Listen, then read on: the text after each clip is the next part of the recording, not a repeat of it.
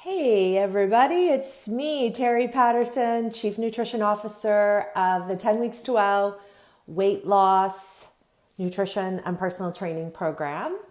I hope everybody had a great St. Paddy's Day. I'm very Irish, so that's like high holy day in my family. And I was lucky enough to be invited to my friends Natalie and Paul's, where she is such a great friend. She made a great green soup, which had broccoli and leeks and onions and spinach, and it was delicious.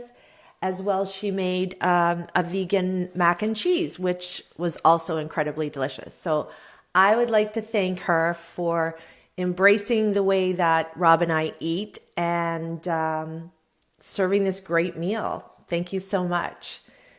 I also wanted to talk to you about a message that I got from, well, I'm not going to say who it's from, but it was a female, and she told me she was recently diagnosed with high blood pressure and high cholesterol.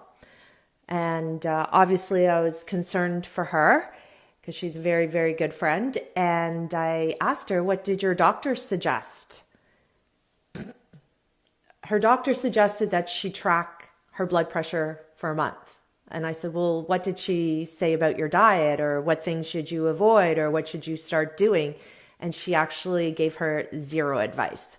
So I said, don't despair. I'm coming over on Friday and we're going to fix your diet. So we pretty much gossiped for a couple hours and didn't really get a lot done with her diet, but I did give her an outline, and she messaged me last night and just asked me, did I say axe? Just asked me to confirm some of the ingredients in my chickpea salad. So my chickpea salad, it's really simple. I use 2 cans of chickpeas, and I've talked about it before. This is the Eve's brand, and they actually have no bisphenol A, so there's no plastic resin in that can.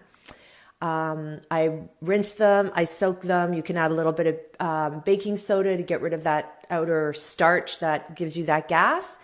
And I usually soak and rinse for quite a few hours, and then leave them soaking overnight. And then I never have any trouble with gas. And then I put the juice of a lemon. No, I'm lying. The juice of a lime, the juice of a navel orange, apple cider vinegar, a little teaspoon of brown sugar, or you could use honey. Yes, I eat sugar. And a little bit of salt to taste, and that's it. And then you can put in whatever vegetables you like, and I like to put a lot of red cabbage in there. And then whatever vegetables we have lying around, which is generally peppers and carrots and celery. So it's dead easy, and I eat about 4 cans a week of that. Every day I have it at lunch. It's yummy. So hopefully my girlfriend sees some changes and we get that blood pressure number down. Now, the other part of that is when you're getting your blood pressure taken, it's really important to follow some guidelines. And sure enough, I'm sure most of you have gone to the doctor and had your blood pressure tested, and none of these things were done, because generally they sit you on the bed, your feet are dangling, your back is not leaning against anything, and your feet should be planted on the ground. Your back should be leaning against something. You shouldn't be talking. You should not have exercised before the test, had coffee. Like, there's a whole bunch of things that you shouldn't do prior to this test, because they really can affect the outcome. So if you're testing at home, make sure that you follow some of these rules. And I did post it on my Instagram as well as my 10 Weeks to Wow Facebook. So the next thing I want to wreck for you is shrimp. I like to watch Marketplace, and this weekend in particular, they did a great segment on shrimp. And again, you can always go to cbc.com to Marketplace and see previous episodes. This is one that you definitely want to see.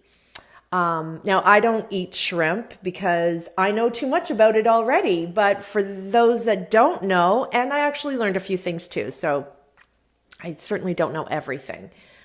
But most of the shrimp actually contain antibiotic resistant bugs.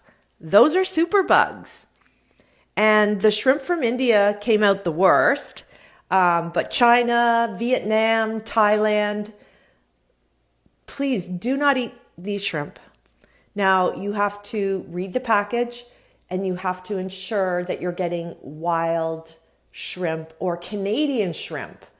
So there actually is a farm in, I think it's Burnaby, BC, and they take you through it during that marketplace show, and no antibiotics are used.